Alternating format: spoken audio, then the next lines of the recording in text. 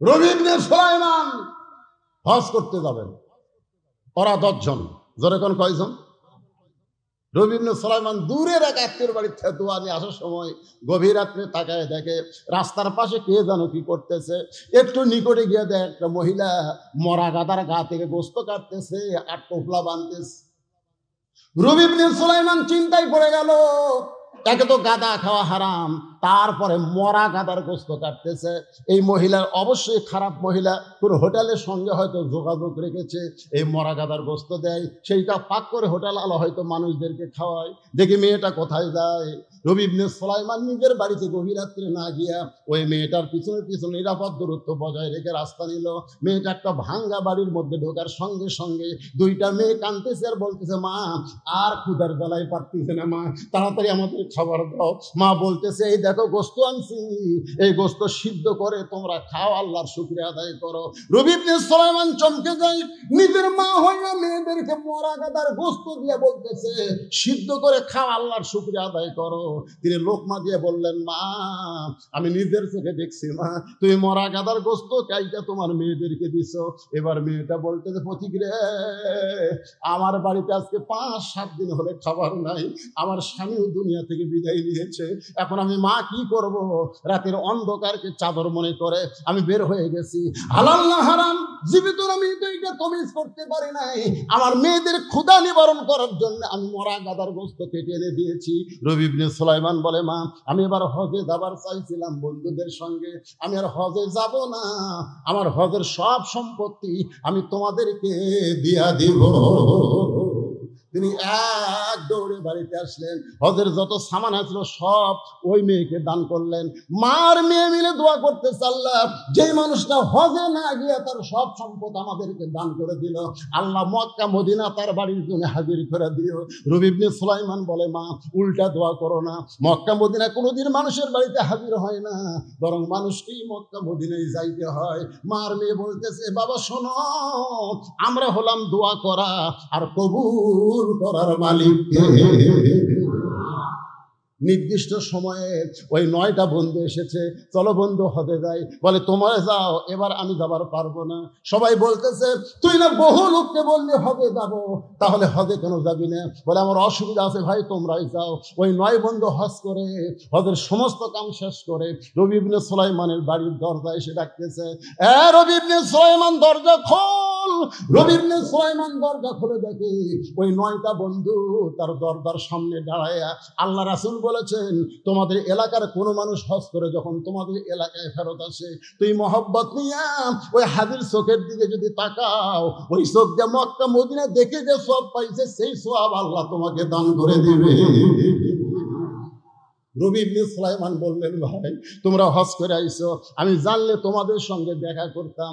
একজনের মাথায় একটা বিশাল টোপলা, এই টোপলালা বলতে তো মিথ্যাবাদী, হজে যাওয়ার আগে তোর কাছে চাইছিলাম, তুই কইলি হজে যাব না, আবার হজ করতে যাই দেখি তুই আমাদের সামনে আল্লাহর ঘর তাওয়াফ করতেছিস। আমি বললাম, রবি ইবনে সুলাইমান রে, তুই না কইলি এবার হজ করতে যাব না, তাহলে আমাদের সামনে আল্লাহর ঘর তাওয়াফ করিস। তখন তুই বলবি, ভাই এই টোপলা টানতে আমার একটু কষ্ট হয়, তুই একটু টোপলা ধর। আমি তোর টোপলা হাতে নিলাম, তুই ছাপা মারো ছাই করলি আমাদের সামনে সামনে। তোকে মক্কায় কয়েকবার দেখেছি, কিন্তু টোপলা দিবার পারলাম না।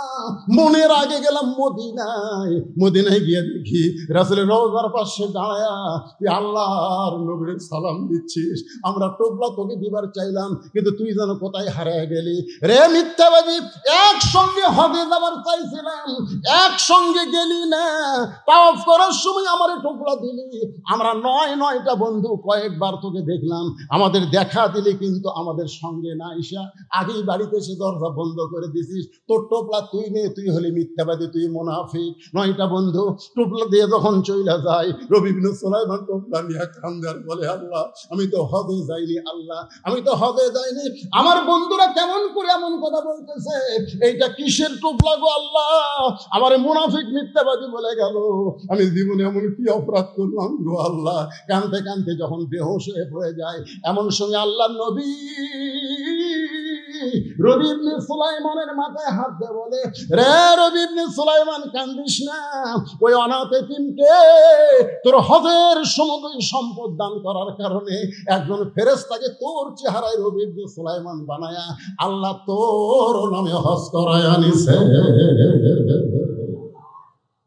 রবি ইবনে সুলাইমান বলে, রাসূলুল্লাহ বুঝতে পারলাম আল্লাহ তাআলা একজন ফেরেশতাকে দিয়ে আমার নামে হজ করায় নিছে, আপনার রওজা জিয়ারত করায় নিছে, কিন্তু এক বন্ধু এই যে টোপলা দিয়ে গেল, এইটা কিসের টোপলা গো? নবী জানতে চাই।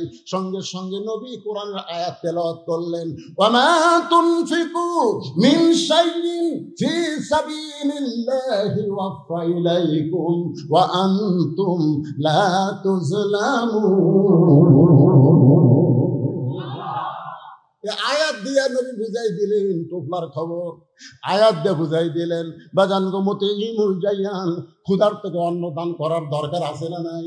যারা ক্ষুধার থেকে অন্ন দান করে তাহলে তারা তাদের জন্য আল্লাহর জান্নাত আশা করে আছে। 4 নম্বর হলো মুকসিল উরিয়ান, যারা বস্ত্রহীনদেরকে বস্ত্র দান করে।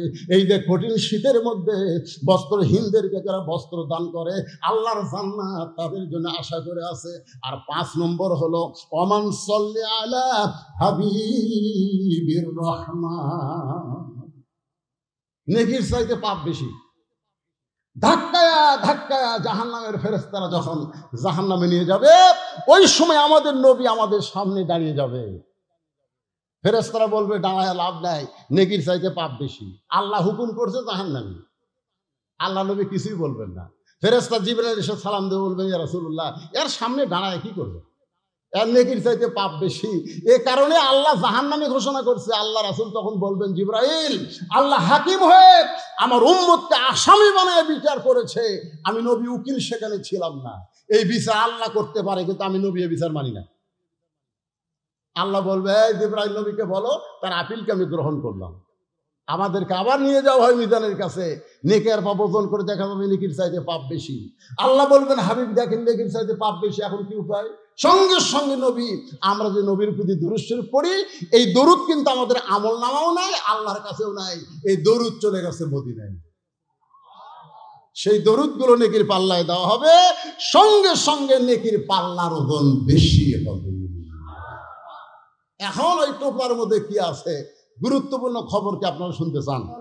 কোরআন শোনার দিক দিয়ে 1 নম্বরকে আপনারা তো আমার সামনে বসে আবার শুনতেছেন।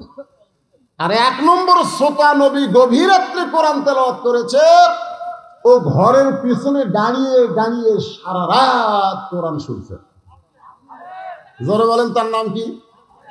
আয় হায় রে, মানে শোনার দিক দিয়ে 1 নম্বর। কোরআনের পক্ষে আবার তারিফ করতেছে আবু জেহেল। সকালবেলায় মিটিং এর মধ্যে বলতেছে, এত সুন্দর কোরআনের বাণী, রাতটা কোন দিক দিয়ে গেল আমি বুঝবারই পারিনি। সুবহানাল্লাহ হবেন না? এত সুন্দর কোরআনের বাণী, রাতটা কোন দিক দিয়ে গেল আমি বুঝবারই পারিনি। আবু সুফিয়ান বলেন, এটা যেই কোরআন শুনতে এত ভালো লাগে, রাত কোন দিক দিয়ে যায় বোঝা যায় না, সেই কোরআন ধরলে অসুবিধা কি? একটা হলো শুনলে, একটা হলো ধরলে। এই যে আপনারা শুনতেছেন, খালি শুনলে হবে না, এটা ধরা লাগবে, ধরা ধরা। আজকে যদি সব মুসলমান কোরআন ধরতে চাইতো, তাহলে প্রাইমারি ভিক্ষা করে চালান লাগতো, মাদ্রাসা ভিক্ষা করা লাগতো না। ধরে গান কথা ঠিক কিনা? আজকে সারা জীবন কোরআনের শত্রুতা করছে, কোরআনের হক কথা শুনবার চাইলে হক কথা বলবে, মাহফিল বন্ধ করে দিছে। ওই নেতা মরে গেলে আমরা অনেক হুজুর তার লাশের কাছে কোরআন শুনাই। ধরে কোন কথা ঠিক কিনা? সারা জীবন কোরআনের বিরুদ্ধে চারণ করছে, আর মরে গেলে কোরআন খতম দিয়ে তার জন্য দোয়া করতেছে, রব্বানা যালামনা। আল্লাহ কয় কোরআন মরা মানুষের জন্য না রে, কোরআন হলো জীবিত মানুষের হেদায়েতের কোরআন। আবু সুফিয়ান বলেন, নেতা যেই কোরআন শুনতে এত ভালো লাগে, সেই কোরআন ধরলে অসুবিধা কি? আবু জেহেল বলতে, আবু সুফিয়ান, এই কোরআনকে যদি গ্রহণ করি তাহলে তোর আমার নেতৃত্ব চলবে না, তোর আমার ভুয়া নেতৃত্ব চলবি না। আজকে আমাদের বাংলাদেশে যারাই নেতৃত্ব দিবার চায়, ঠিক মতো বিসমিল্লাহ বলবার পারে না। ধরে বলেন কথা ঠিক কিনা? যদি আল্লাহর কোরআন তেলাওয়াত করবার না পারে তারা আসল নেতা না, তারা হলো ভুয়া নেতা। জোরে বলেন কি নেতা? আরো জোরে বলেন কি? জোরসে বলেন। জোর হলো না, আরো জোরে।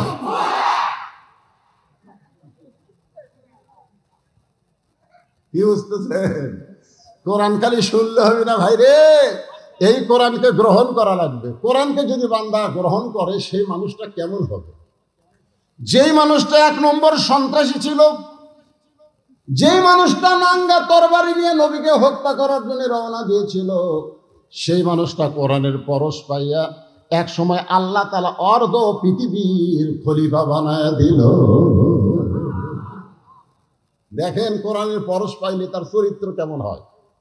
বাংলাদেশের মতন 96টা দেশের খলিফা মসজিদের মেম্বারে দাঁড়ায় খুতবা দিচ্ছেন। খুতবা মানে আমাকে নেতারা ভাষণ দিল না, আরবিতে খুতবা, বাংলায় কি?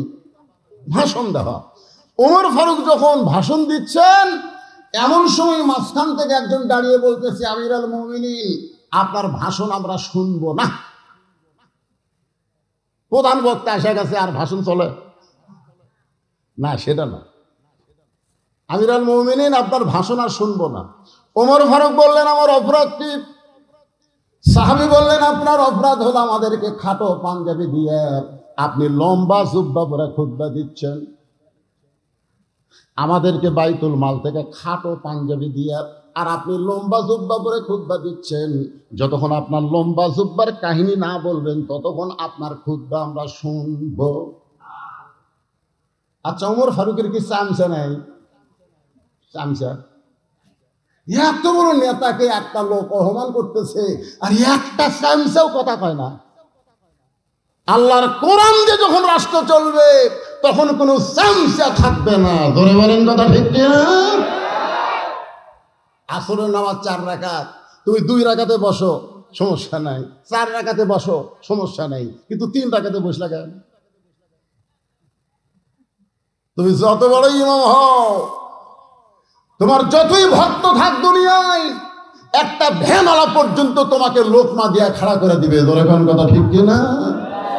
ওঠ ওঠ, তো ওঠ ওঠ তো কবার পারে না, আল্লাহু আকবার করে। ওমর ফারুক চোখের পানি বের করে কাঁদতেছেন। কেউ যখন ওমর ফারুকের পক্ষে কথা বলতেছেন, এমন সময় আব্দুল্লাহ ইবনে ওমর, ওমর ফারুকের সন্তান, 6 লক্ষ হাদিসের হাফেজ, 30 পারা কোরআনের হাফেজ। নেতা কাক কয় দেখছেন? নেতার বেটা হাফেজ রে। আর আমাদের নেতার বেটা জীবনে মাদ্রাসার বারান্দার যায়নি। ধরে কোন কথা ঠিক কি? মাঝে মধ্যে এসে 1 লাখ 2 লাখ টাকা দিয়ে ভাই তুলবার গেলে যে কি খেলা ভাই। আমার এক মাদ্রাসা আছে, এক এমপি সাহেব 4 টন টিয়ার দিছে। আমার এক মোহতামি হুজুর খালি মাঝে মধ্যে যায় আর খালি ফিরে দেয়। চিন্তা করলাম কে খালি যায় আর ফেরত দেয়, যায় আর ফেরত দেয়। তা আমি একদিন নিজেই গেলাম, যে বললাম, কে ভাই কি খবর? দিবার হচ্ছে এমপি সাহেব দেন না কেন? বলে প্রতি টিয়ারে 10,000, আগে 40,000 জমা দেন পরে। আমি কইলাম কে জমা দিয়ে ঘুষ দিয়ে তারপর সেটা মাদ্রাসা চালানো দরকার নেই। নেতার সন্তান যদি কোরআনের হাফেজ হইতো, আর সংসদে 300 এমপির মধ্যে 50টা এমপির সন্তান যদি কোরআনের হাফেজ থাকতো, তাহলে এমপি একদিন চিল্লায় বলতো, মাননীয় স্পিকার সাহেব, প্রাইমারিতে একদম বাগদম শিক্ষা দেওয়া হয়, মিথ্যা শিক্ষা। সেই প্রাইমারির জন্য হাজার হাজার কোটি টাকা বাজেট করা হয়। 94% মুসলমানের দেশে জালিকাল কিতাবুল লা রাইবা ফীহি হুদাল লিল মুত্তাকিন, আল্লাহর কোরআন শিক্ষা দেওয়া হয়। সেই শিক্ষার জন্য আমরা বাজেটে হাজার হাজার কোটি বাজেট চাই। এরকম যদি 50 জন এমপি বলতো, তাহলে ভিক্ষা করা লাগতো না, এই মাদ্রাসাও 3 তলা বিল্ডিং হয়ে যেত। ধরে কোন কথা ঠিক কিনা? 6 লক্ষ হাদিসের হাফেজ, 30 পারা কোরআনের হাফেজ আব্দুল্লাহ বাবার পাশে দাঁড়ায় বলতেছে, রে নবীর সাহাবীরা, তোমরা খাটো পাঞ্জাবি হলেও তো নতুন কাপড় পরে নামাজ পড়তে আইছো, কিন্তু আমার পরনে দেখো নতুন কোনো কাপড় নাই।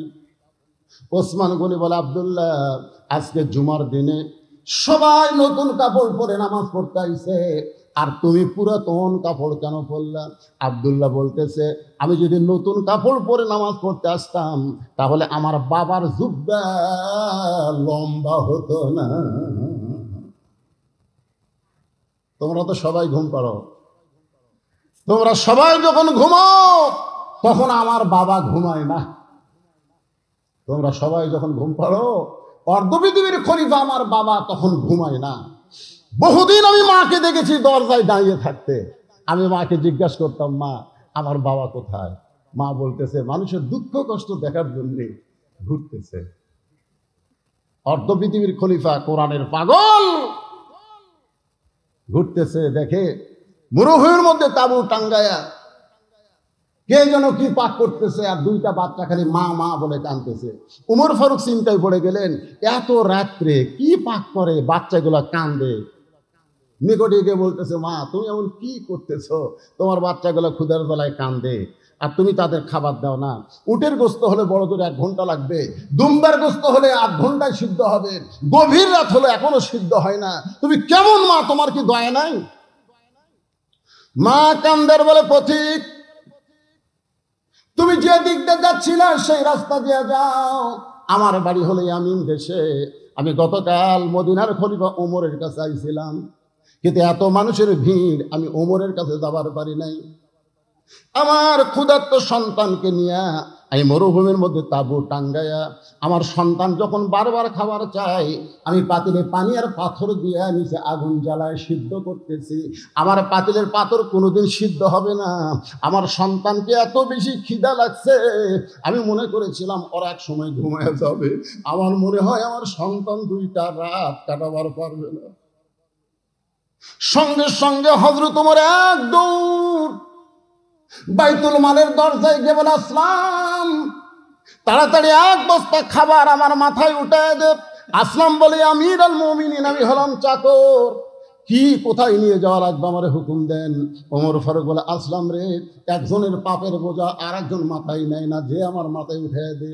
ওমর ফারুক বিশাল একটা খাবার বস্তা মাথায় নিয়ে যখন খুব জোরে জোরে দৌড়াই, পিছন থেকে আসলাম কান্দের বলে, এত জোরে দৌড় মারলে পড়ে গিয়ে আপনার কষ্ট হবে। ওমর ফারুক বলেন, নির্দিষ্ট সময়ে যদি যাবার না পারি, ওমরকে জাহান্নামের আগুনে পড়তে হবে। এক দৌড়ে গিয়ে তাঁবুর পিছনে দাঁড়ায় বলে, মা, রুটি আর হালুয়া তৈরি করো। বস্তার খাবার নিয়ে মা রুটি হালুয়া তৈরি করে যখন ওমর ফারুকের হাতে দেয়, ওমর ফারুক 2টা সন্তানকে 2 উড়ুর উপরে নিয়ে রুটি হালুয়া যখন মুখের মধ্যে দেয়, 2টা সন্তান মুখের দিকে ফেল ফেল করে তাকায় কান্দে। কে গো তুমি? বাবার দরদ নিয়ে আমাদের সামনে গভীর রাত্রে হাজির হয়েছো। মেয়েটা চিল্লায় বলে, পথিক, উমর যদি মদিনার খলিফা না হইয়া তুমি যদি মদিনার খলিফা হইতো, তাহলে মদিনা আল্লাহর জান্নাত হয়ে যেত। আব্দুল্লাহ বলতেছে, রে নবীর সাহাবীরা, তোমরা সবাই যখন ঘুম পাড়ো, আমার বাবা তখন ঘুমায় না।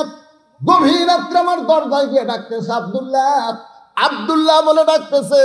আমি আব্দুল্লাহ দরজা খুলে তাকায় দেখি আমার বাবার হাতে নতুন একটা কাপড়। আমি খুশি হয়ে বললাম, বাবা, বাইতুল মাল থেকে একটা কাপড় আমারে দেওয়া হয়েছে, আবার গভীর রাত্রে আর একটা গোপনে আমারে দিবে রাইছেন। আসলে আমি খলিফার ছেলে তো, আমার একটা স্পেশাল একটা আমি পাইছি, আর একটা গভীর রাত্রে দিবে রাইছেন। এখনকার সামান্য নেতারা হলে তাদের সন্তানকে কিভাবে চলায়, চেয়ারম্যানের বেটা R15 চলাই, ধরে কোন কথা ঠিক কিনা? আগে ভ্যান গাড়ি চলে বেড়াতো, এখন R15 চলায়। তাহলে অর্ধপৃথিবীর খলিফা আপনি। বাইতুল মাল থেকে একটা কাপড় আমি পাইছি, আর একটা গভীর রাত্রে আমার দিবে রাইছেন। সঙ্গে সঙ্গে হযরত ওমর আল্লাহর কোরআন থেকে তেলাওয়াত করতেছে, ইন্নাল্লাহা ইয়ামুরুকুম আন তুআদ্দুল আমানাতি ইলা আহলিহা ওয়া ইযা হাকামতুম বাইনান নাস আন তাহকুমু বিল আদল। আল্লাহু আকবার, আল্লাহু আকবার। 6 বছর ধরে আম বাগানে চাষ করছে, 6 বছর।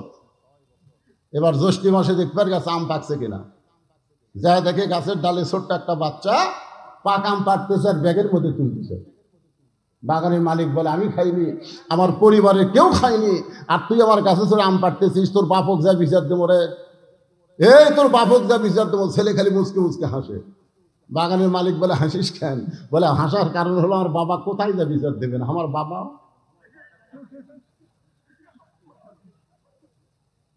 বাগানের মালিক তাকায় দেখে ওর বাপ আর এক গাছের চড়ে গেলে আম পাড়ে আর বস্তা ভরায়, গাছের নিচে বসে কান্দার বলে আল্লাহ বিচার দেবো কার কাছে, বেটাও চোর বাপও চোর, আজকে আমাদের বাংলাদেশের অবস্থা হয়েছে তাই, বিচার দেওয়ার জায়গা নাই। ধরে বলে কত কথা বল না, কথা বল না, খালি কথা না বলার কারণে আজকে বাংলাদেশে জালিমদের জুলুম বাড়তিছে। ধরে কোন কথা ঠিক না? গত সপ্তাহে 620 টাকা করে 1 কেজি গোস্ত কিনছে।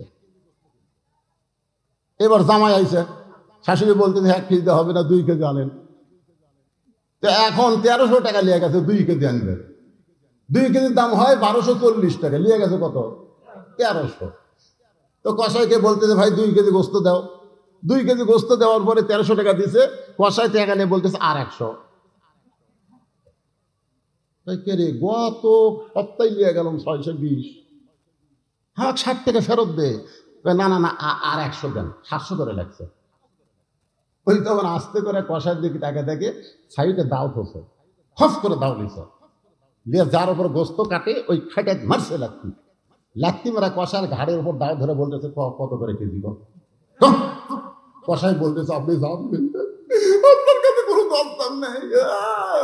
জনগণ জবান খুললে জালেমের জুলুম কমে যাবে। জনগণ কথা বল না, কথা বল না, সব চুপ মেরে গেছে। যেই ভারত আমাদের বাবরি মসজিদ ভাঙ্গে, বহু ফাঁকা জায়গা ভারতে আছে, আছে না নাই? জোরে কোন আছে না নাই? ফাঁকা জায়গায় রাম মন্দির না বানায়া মসজিদ ভাঙ্গে মসজিদের জায়গাতে রাম মন্দির বানালো। আর সেই ভারতের স্টারদার জি বাংলা আমাকে মেয়েগুলো দেখে, একটা মরদ তাকে শাসন করে না। জোরে কোন কথা বল না, জবান বন্ধ হয়ে গেছে। বাংলাদেশের মুসলমান নামাজ না পড়তে পারে কিন্তু মসজিদকে জীবনের চাইতে ভালোবাসে। করে কোন কথা ঠিক কিনা? তো যেই ভারত আমাদের বাবরি মসজিদ ভাঙ্গা রাম মন্দির বানালো, সেই ভারতের চ্যানেল বাংলাদেশে চলবে? তা আপনার বাড়ি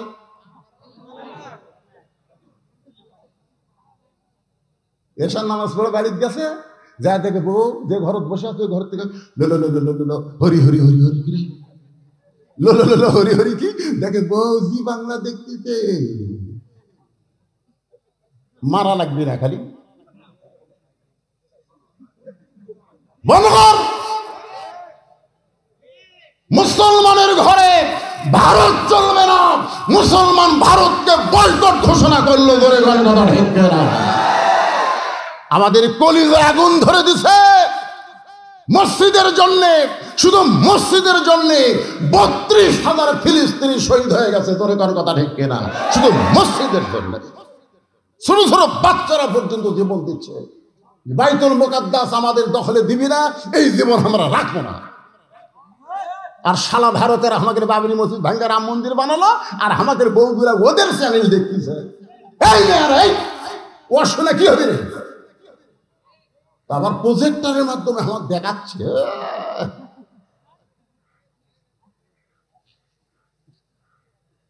রাগ করতেছেন? হ্যাঁ, 1 নম্বর হলো কোরআনের দল। ধরে বলেন কিসের দল? আমি সেই কোরআনের দলকে নিয়ে আপনাদের সামনে ওয়াজ করতেছি। তারপরে 2 নম্বর হলো হাফিজুল লিসান, 3 নম্বর হলো মুতাইমুল জাইয়ান, 4 নম্বর হলো মুফসিল উরিয়ান, আর 5 নম্বর হলো ওমান সাল্লি আলা হাবিবির রহমান। এই 5টা দলের পর ওয়াজ করতে যদি 1টা বাজে আপনাদের আপত্তি আছে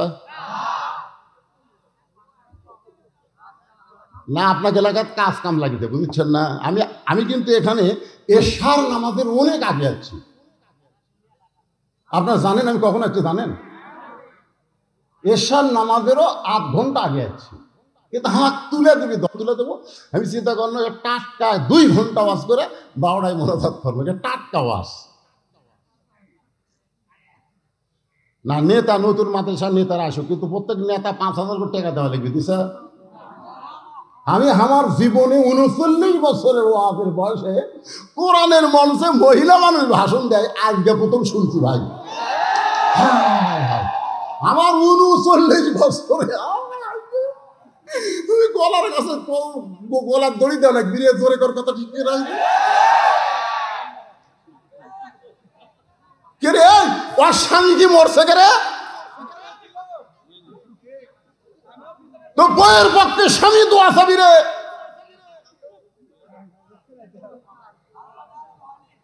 না কোরআনের কথা হচ্ছে জোরে কান ঠিক কিনা আল্লাহ কোরআনে বলেছে অকরনা ফি বুয়ুতিকুন্না ওয়ালা তাবাররুজনা তাবাররুজাল জাহিলিয়াতিল উলা মেয়েরা তোমরা ঘরের মধ্যে থাকো ঘরের বাহির হও না যদি ঘরের বাহির হও হিজাব নিয়ে পর্দা নিয়ে বের হতে হবে নারীদের কণ্ঠ পর পুরুষের জন্য পর্দা জোরে কান কথা ঠিক কিনা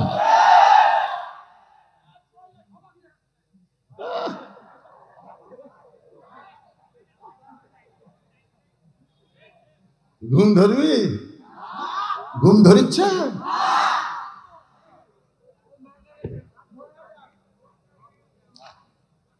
আল্লাহর বান্দার একটু মনোযোগ দিয়ে শুনবেন আব্দুল্লাহ বলতেছে আমি যখন বললাম বাবা বাইতুল মাল থেকে একটা পাঞ্জাবি আমারে দেওয়া হয়েছে গোপনে আর একটা পাঞ্জাবি আমারে দিবার আইছেন আসলে আমি খলিফার সন্তান আমার ভাগ্য ভালো সঙ্গে সঙ্গে ওমর ফারুক কোরআন থেকে একটা আয়াত তেলাওয়াত করলেন আয়াতের বাংলা অর্থ মনে হয় আপনারা বুঝেন নাই বুঝছেন যখন বুঝেছেন কি বললেন ইন্নাল্লাহা ইয়ামুরুকুম আন তুআদ্দুল আমানাতি ইলা আহলিহা ওয়া ইযা হাকামতুম বাইনান নাস আন তাহকুমু বিল আদল আব্দুল্লাহ রে যেদিন থেকে মদিনার খলিফা হইছি সেদিন থেকে গোটা রাষ্ট্র আল্লাহ আমাকে আমানত স্বরূপ দিয়েছে আমানত জোরে কোন কি এই পাঞ্জাবিটা আমার ভাগে পড়ছে বাজান এই ছোট পাঞ্জাবি গায়ে দিয়া আগামীকাল খুতবা কেমনে দিব তোর কাপড়টা একটু আমারে দান করে দে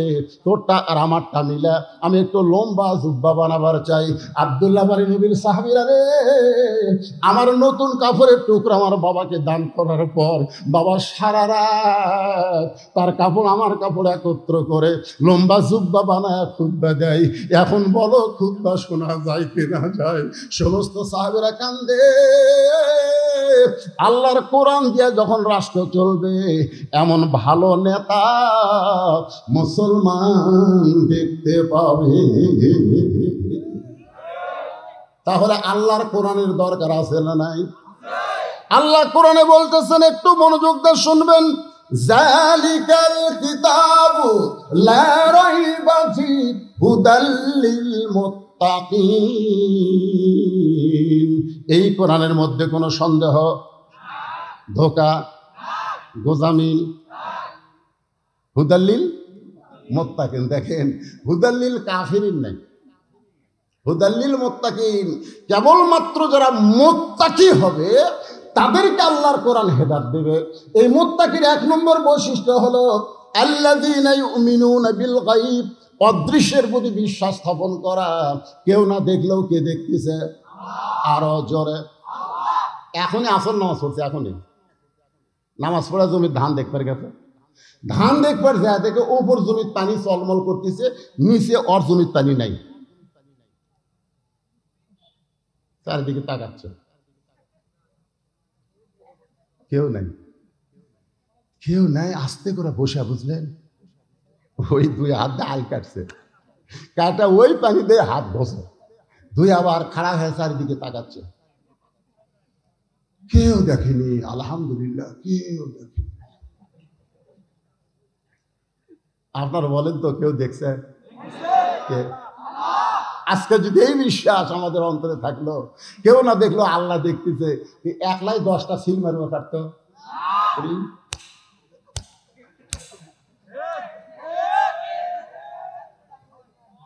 যারা একলাই 10টা করে সিল মারে ওরা যদি হওয়া থেকে মরা পর্যন্ত কোরআনের মাহফিল ওয়াজ শোনে এরা মুত্তাকি হবার পারবে না মুত্তাকির এক নম্বর বৈশিষ্ট্য হলো কেউ না দেখলো আল্লাহ দেখতেছে জোরে বলেন কথা ঠিক কিনা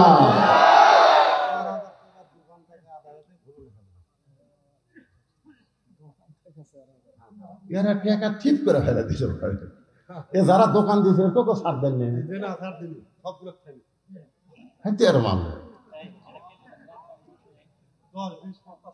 10-20-50 টাকা করে যারা দোকান দিছে ওর কোকে ছাড় দেয়নি। এরপর থেকে আপনারা একটা নিয়ম করবেন, কোরআনের মাহফিলের পাশে যদি দোকান বসে প্রত্যেক দোকানকে 500 টাকা করে দেবেন। এই শালারা কিন্তু মাহফিলের কিছু সোতার টান দিছে, ধরে কোন কথা ঠিক কিনা? ছাড় দেওয়া যাবে না।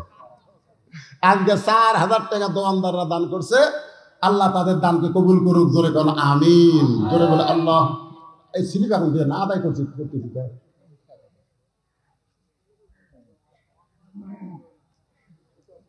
যেভাবে জনগণ বসে থেকে ওয়াজ শুনতেছে এই গরমের মধ্যে, মনই হচ্ছে না রাত 12:30 বাজছে।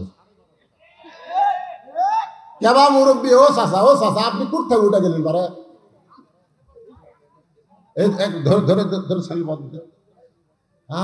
এইরকম বুড়া মানুষ ওয়াজ শুনতেছে রে।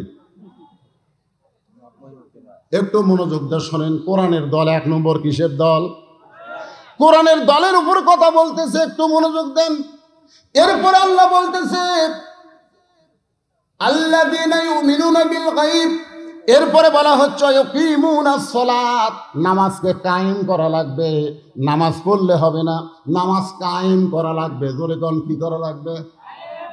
আমার এলাকার এক মুয়াজ্জিন বুঝলেন, ফজরের আযান যখনই দেয় চারিদিক থেকে 4-5টা কুত্তে আসে ওই মসজিদের জানলার কাছে উ উ উ।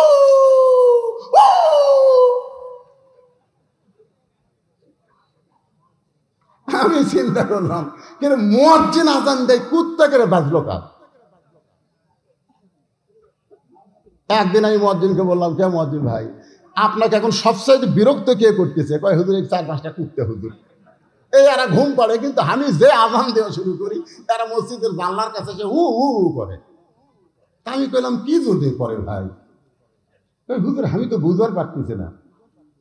আমি মুয়াজ্জিনকে কানে কানে কইলাম, মুয়াজ্জিন আপনি সত্যি করে বলবেন, আল্লাহ কোরআনে বলেছেন ওয়ামান আহসানু কাওলাম মিম্মান দাআ ইলাল্লাহ ওয়া আমিলা সালিহান ওয়া ক্বালা ইন্নানী মিনাল মুসলিমিন।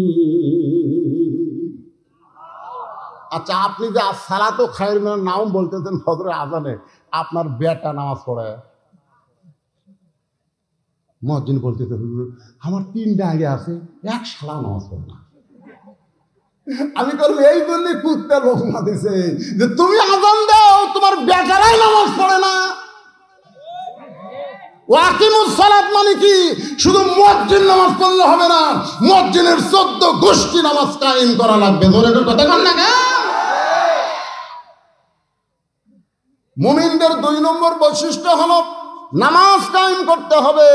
বর্তমান প্রধানমন্ত্রী 564টা মসজিদ বানা দিছে, আলহামদুলিল্লাহ। কোন আপনাকে মান্দাত আছে না নাই? নাই? আচ্ছা হচ্ছে তো, হবি না? এই মসজিদের নাম কি? মডেল মসজিদ। জোরে বলেন নাম কি? এক নেতা আমারে কয় হুজুর আপনারা বক্তারা আমাদের প্রধানমন্ত্রীর কোনো সুনামি করেন না। প্রধানমন্ত্রী 564টা মসজিদ বানায় দিচ্ছে, সেই প্রধানমন্ত্রীর নামে কিছুই বলেন না। আমি বললাম প্রধানমন্ত্রী 564 কেন, 5 লক্ষ মসজিদ বানায় দিলেও কোনো লাভ হবে না। কারণ মসজিদ বানানোর জন্য আল্লাহ প্রধানমন্ত্রী বানায়নি, আল্লাহ নামাজ কায়েমের জন্য প্রধানমন্ত্রী বানাছে। আল্লাহ কোরআনে বলেছেন আল্লাযীনা ইম্মাক্কান্নাহুম ফিল আরদ। মুসলমানের মধ্যে কাউকে যখন ক্ষমতার চেয়ার দেওয়া হয়, তার 1 নম্বর কাম হলো পদ্মা সেতু নির্মাণ করা, 1 নম্বর কাম হলো 4 লাইন রাস্তা করা, 1 নম্বর কাজ হলো 564 মসজিদ করা। এগুলো সবই কাজ, তবে 1 নম্বর কাজ হলো নামাজ কায়েম করা। আজকে যদি প্রধানমন্ত্রী ঘোষণা করে যে করোনার সময় কি করলো পুলিশেরা, মুখত খালি মাস্ক না থাকলে কি করতো মনে আছে আপনাকে? আমি একটা মৌলানা মানুষ, আমার মুখত মাস্ক নাই, 5000 টাকা জরিমানা।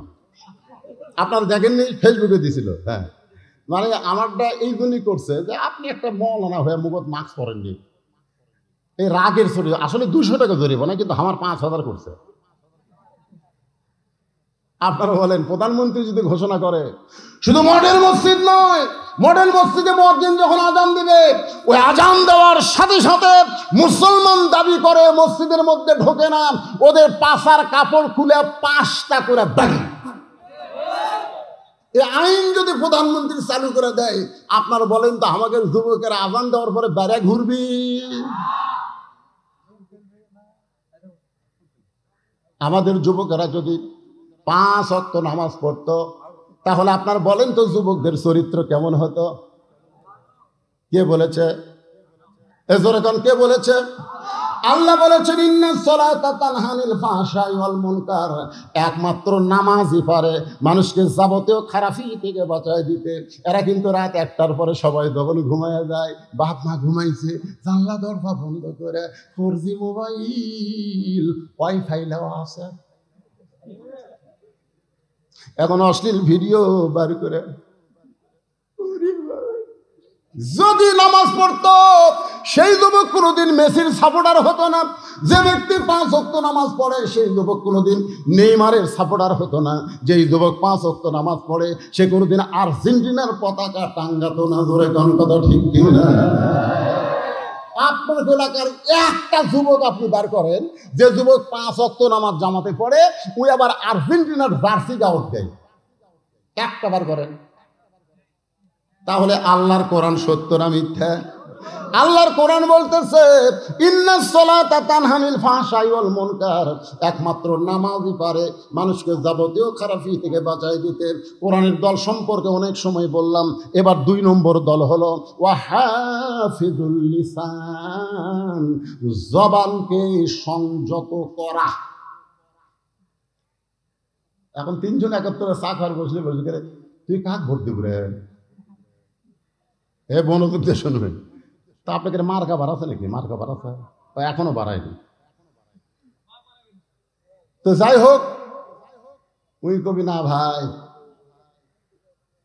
আমি অক দিবার চাচ্ছি না, উই কবি হামুতে। আল্লাহ রাসূল বলতেছে 2 নম্বর জান্নাতি দল হলো যারা নিজের জবানকে সংযত করবে। এখন একটা গান ভাইরাল হয়েছে, একজন মানুষ হইয়া তুমি কয়জনকে বিলাও মন, মুখে তোমার ভালোবাসা অন্তর কয়লার মতন, একজন মানুষ হইয়া তুমি কয়জনকে বিলাও। তোমার জবান আছে বলে তুমি সব কিছু বলতে পারো না, জবান আছে বলে তুমি গীবত করতে পারবা না, পরনিন্দা করতে পারবা না। আল্লাহ রাসূল বলেছেন তোমার মুখের জবান আর 2 উরুর মাঝখান তুমি যদি হেফাজত করতে পারো, আমি আল্লাহ তোমাকে জান্নাতের জামিন হয়ে গেলাম। এই যে জবান সারাদিন ধরে মারছে, সারাদিন ধরে মারছে, তারপরেও লা ইলাহা ইল্লাল্লাহ জবান থেকে সরাবার পারে নাই। সারা রাত বুকের উপর পাথর চাপা দিয়ে রাখছে, তারপরও জবানকে আল্লাহ ছাড়া অন্য কোনো দিকে ফিরাবার পারে নাই। সকালবেলা আবু জেহেল দেখে বুকের পাথর নিঃশ্বাসের সঙ্গে উঠতেছে আর ডাকতেছে। ওতবা সাইবা বলে, এত ওজনের পাথর দিলাম বেলালের বুকে, এরপরেও তো বেলাল ইল্লাল্লাহ লা ইলাহা ইল্লাল্লাহ বাদ দেয় নাই। আবু জেহেল বলতেছে, তাহলে আর জিব্বা টেনে বের করে জিব্বার মধ্যে পেরেক মারা লাগবে। ওয়া হাফিজুল লিসান, একটু মনোযোগ দিয়ে শুনবেন। মুখের জিব্বা টেনে বের করে ওই জিব্বার মধ্যে যখন পেরেক মারে, সেই সময় বাউল কাটা খেজুর কাটার চাইতো মোটা। বেলালের জিব্বা টেনে বের করে একে একে জিব্বার মধ্যে কাটা ঢুকাই দিচ্ছে। এরপর বেলালের জবান ইল্লাল্লাহ আল্লাহ আল্লাহ জিকির করতেছে। মুসলমানের দরজা আবু বকর বেলালকে 1000 আশরাফি দিয়ে কিনে যখন নবীর কাছে নিয়ে যায়, আল্লাহ নবী তাকায় দেখে বেলালের জিব্বা মুখ থেকে অনেক বড় বের হয়ে গেছে। নবী টেনে টেনে কাটাগুলো বের করে বেলালের জিব্বার আগায় একটা চুমা খায়, সঙ্গে সঙ্গে জিব্বাটা পূর্বের মতো হইয়া বেলালের মুখের মধ্যে যখন ঢুকে যায়, আল্লাহ নবী বলে, বেলাল রে, তোমার জন্য আল্লাহ কোরআনের আয়াত নাজিল করেছে।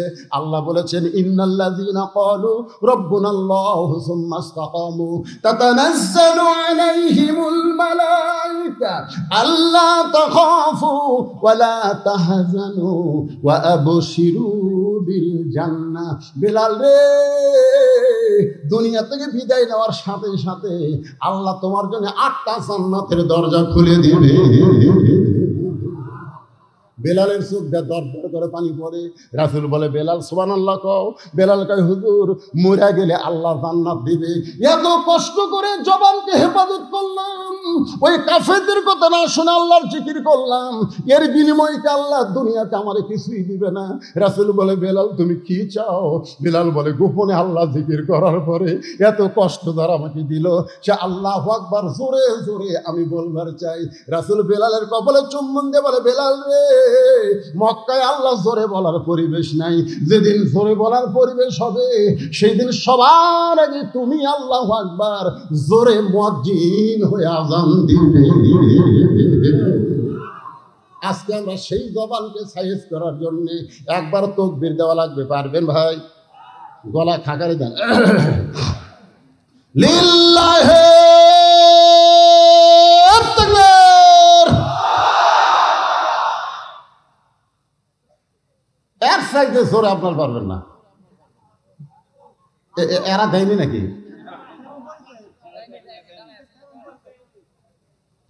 সব মিডিয়া, আজকে মিডিয়ার হেডলাইন কি হবে?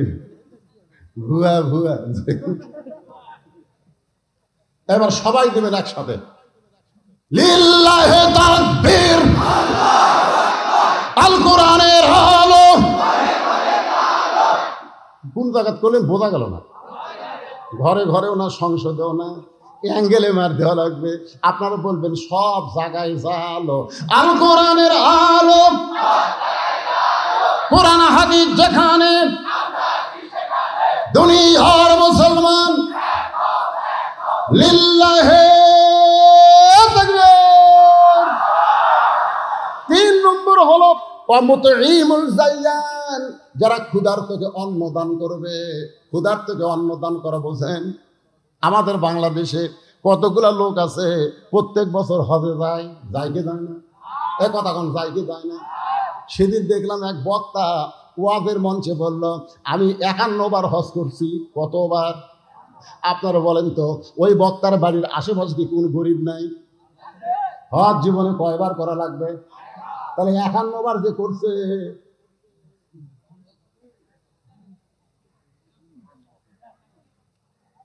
এ হাসেন কেন? মুতিমুল জাইয়ান, একটু মনোযোগ দিয়ে শোনেন। তোমার জীবনে একবার হজ করলে হজের ফরজ আদায় হবে। তুমি 51 বার করলে তার মানে? তোমার বাড়ির আশেপাশে কোনো গরিব নাই, তোমার বাড়ির আশেপাশে কোনো বিধবা নাই, তোমার বাড়ির আশেপাশে কোনো ইতিম নাই। কারা কারা শুনবেন একটু আল্লাহ হাত দেখান তো দেখি। লিল্লাহি তাকবীর। আয়াতটা আরেকবার কই, তারপরে টুকলার খবর দিচ্ছি। ওমা তুনফিকু মিন শাইইন ফি সাবিলিল্লাহি ওয়াফা ইলাইকুম ওয়া আনতুম লা তুজলামুন। কেরে ওদিকে কথা বলে কেরে? ও যে একটা পুষ্কে সওয়াল দেখছেন, এত রাত চেতন আছে পারে এরা। তাকে যায়নি স্যার, এরা সিদার করা খেয়ে গেছে। আমার গ্রাম সম্পর্কে ভাবির ছেলে খালি কান্দে, হুজুর আমি আয়াতুল কুরসি দোয়া দূর যাওকে ভাই পুরা ফুঁক দিলাম, বাড়ির যাবে হুজুর আরো কান্দে। আমি সূরা ফাতিহা 21 বার পড়ে পানি ফুঁক দিয়ে বললাম, এরা 3 বার খাওয়ান তো। খাওয়ানোর পরে কয় হুজুর আরো কান্দে। শেষ পর্যন্ত ওই মেয়েটা আমাকে কইল, হুজুর এখন আর দোয়া দূর দাম নাই হুজুর। আমি মনে খুবই কষ্ট। 2, 3, 5 পরে বললাম, তোমার ছেলেকে এখনো ওই রকমের কান্দে কেন? না হুজুর আর কান্দেই না। বন্ধ হলো কেমনে? তোর বাপ একটা মোবাইল কিনে দিছে, যখনই কান্দে চালু করে দিই আর। আমি তখন বললাম, তুমি সত্যি করে কও তো, তোমার সন্তান কি নরমালে হচ্ছে না পেট কেটে হচ্ছে? তখন না হুজুর নরমালে হয়নি, পেট কাটা। তো পেট কাটা সন্তান তো এরকম হয়নি, কারণ জন্মের আগেও ওরকম বার করছে। ভাই রে শোনেন, নরমালে প্রত্যেকটা মায়ের বাচ্চা হবে। আজ থেকে 20 বছর আগে সিজার আসছিল। এ আপনারা কথা কন না কেন? তার বয়স 22 বছর, ওই সিজার। আমার দাদি কছে তো টাইনা বার করতে তোর মাথা লম্বা হয়ে গেছিল রে, পরে মাথা থাবে থাবে আমরা গোল করছি। শোনেন, নর্মালে সব বাচ্চাই হবে, সব বাচ্চাই নর্মালে হবে, কিন্তু কতগুলো মায়ের ধৈর্য কম, কান্দে। তোর স্বামী নিয়ে যায় ডাক্তারের কাছে, ডাক্তার পরীক্ষা করে দেখে যে নর্মালি হবে 2 দিন পর, কিন্তু ডাক্তারের টাকার দরকার। ডাক্তার বলতেছে পানি শুকা গেছে, একটু বেকা হয়ে আছে। তখন কই তাহলে সিজারই করে। সিজার করে দেখে আর ঘুমই ভাঙেনি, কারণ 2 দিন পরে যাই হবি আর ঘুম ভাঙিছে। তখন পেটের মধ্যে বার করে এইরকম একটা ঘুরেন দেয়, বুঝলেন? যেই ঘুরেন দেয়, ঘুরেনে ছোট মাথা ঝাঁকি খায়, ওই যে ঝাঁকি খাওয়া খাসে ভাই, এখন মোবাইল ছাড়ার ভাত খায় না। ধরে কথা বলতে না, এখন রাত বাজতেছে 5 মিনিট কমে 1টা, তা ওই পুষতে ঘুরতেছে। তুই কি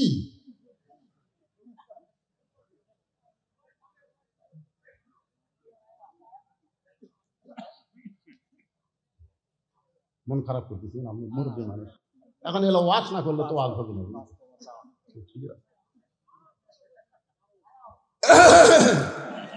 আপনারা সবাই শুনবেন, টোপলার মধ্যে কি আছে। আল্লাহর নবী কোরআনের আয়াত তেলাওয়াত করে রবি ইবনে সুলাইমানকে শুনাইলেন। সবাই কিন্তু শুনবার চাচ্ছেন। এখন যদি কেউ না শুনে চলে যান, লিমা তাকুলু মা লা তাফআলুন। আল্লাহ কোরআনে বলছে, মুখের কথার সাথে কানের মিল না থাকলে টাটকা মুনাফিক। এখন যদি আপনারা না শুনে উঠে যান, তাহলে ওই একজন মাথা তুলে হুজুর রে হুজুর রে। আমি এই নবীর মাদ্রাসার জন্য, শোনেন, এই নবীর এতিম মাদ্রাসার জন্য, যাদের বাপ মা কবরে গেছে, বাপ মা যাদের কবরে শুয়ে আছে, সেই বাপ মার কবরকে জান্নাত বানানোর জন্য এই মাদ্রাসায় একটা কোরআন শরীফ দান করা লাগবে। একটা কোরআন শরীফ মাত্র 500 টাকা। এরকম 100 জন আল্লাহর বান্দা আজকের এই মাহফিলে চাই। বাপ মার কবরকে জান্নাত বানানোর জন্য কোন আল্লাহর পাগল আছেন, সর্বোত্তম নবীর মাদ্রাসায় একটা কোরআন শরীফ বাবদ 500 টাকা দিবেন। আপনি 500 টাকা দেওয়া মাত্রই একটা কোরআন দানের সওয়াব আল্লাহ আপনার বাপ মার কবরে দিয়ে দিবে। ভাইজান, একটু নগদ লাগবে ভাই। আল্লাহ দান কবুল করেন। টেস্ট এমন ভাবে করছে যে হাতত পাওয়া যায়, এটা টেস্ট হলো যাত্রার মঞ্চ হবে। এমন ভাবে বক্তার হাত, তারকে হাত, দুটো হাত একটি হচ্ছে না। সিজার করা লাগবে।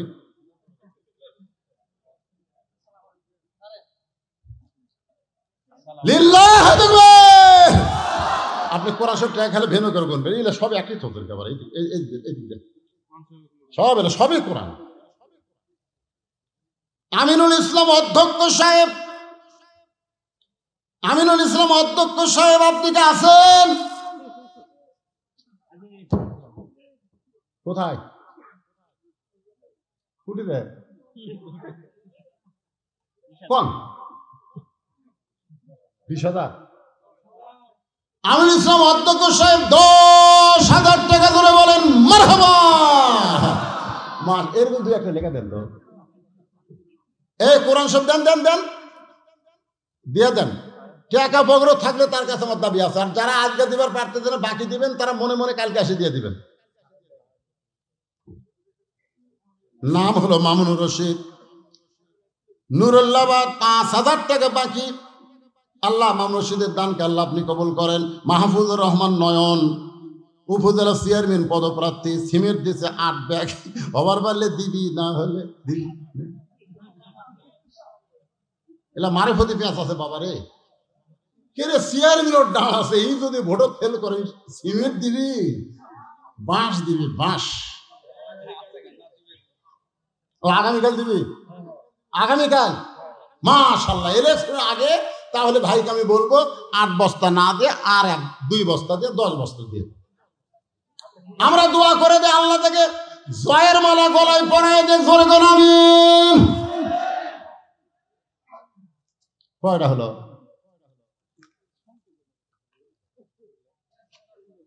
চোখে চশমা ছাড়া দিয়ে কি পেঁচের লেখা রে বা। নাম হলো মোজাফফর নাজ, কি রে, জোতবাজার বণিক সমিতির পক্ষ থেকে 2,000 টাকা নগদ করছে দান। আল্লাহ বণিক সমিতির ব্যবসার মধ্যে আল্লাহ আপনি বরকত দিয়ে দেন। আপনার যে কোরআন শরীফ দিলেন 19টা হয়ে গেছে, মাশাআল্লাহ, লিল্লাহি তাকবীর। 19 নম্বর পাওয়া গেছে, 19টা কোরআন শরীফ পাওয়া গেছে 20 নম্বরে। এ ভাই মাঝখানে ওঠেন না, ভাই ওঠেন না, ওঠেন না। 20 নম্বরে কি আছে? মা বোনেরা দান করবে কোরআন শরীফ, কিন্তু আনবে কে? মেয়েরা তো দিবার চায়। মোহাম্মদ কফিল উদ্দিন, মোহাম্মদ কফিল উদ্দিন বাগাতি, কফিল উদ্দিন বাগাতি সাহেব, কোনটা সেটা? কফিল উদ্দিন বাগাতি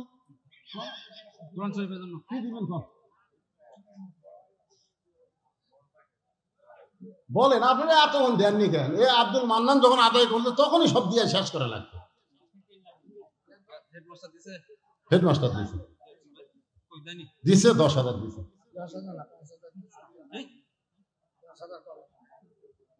এ কোন না কেন, লোকজন সব চলে গেলে আপনি দানের কথা শুনবি যে?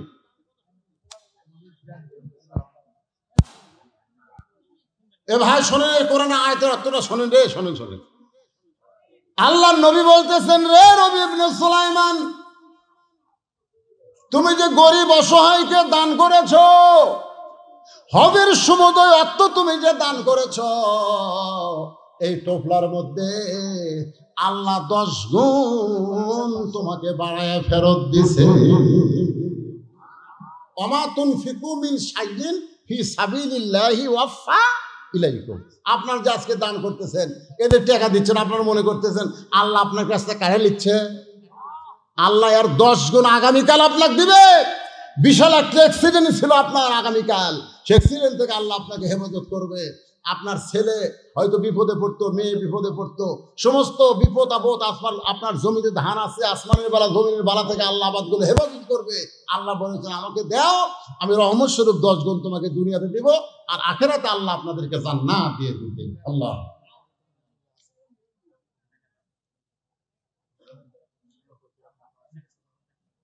আপনি এখনো দেননি ভাই,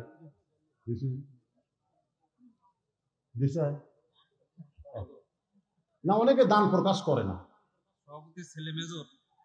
সভাপতি সাহেবের ছেলে মেজর, ছেলে মেজর হলে বাবা কি করে আল্লাহ জানে।